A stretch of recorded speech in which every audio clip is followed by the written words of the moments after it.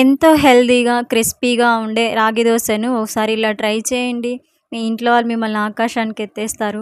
First ఒక గిన్నె తీసుకొని అందులో 2 కప్స్ రైసు, 1 కప్పు రాగులు, హాఫ్ కప్పు ఉద్దిపప్పు, అలాగే ఒక టీ స్పూన్ మెంతులు కూడా వేసి వాటర్ ఏసుకొని మంచిగా ఒక 3 టైమ్స్ అయితే నీట్‌గా వాష్ చేసుకోండి.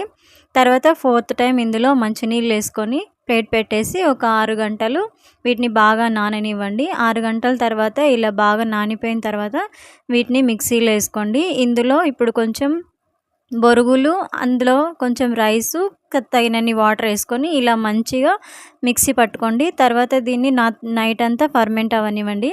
తర్వాత మనకు దోసకు కావాల్సినంత పిండి తీసుకొని అందులో కొంచెం సాల్టు, సోడా వేసుకొని ఇలా మంచిగా కలిపేసుకొని దోస వేసేసుకొని 2 సైడ్స్ ఇలా కాల్చేసుకోవడమే అంతే.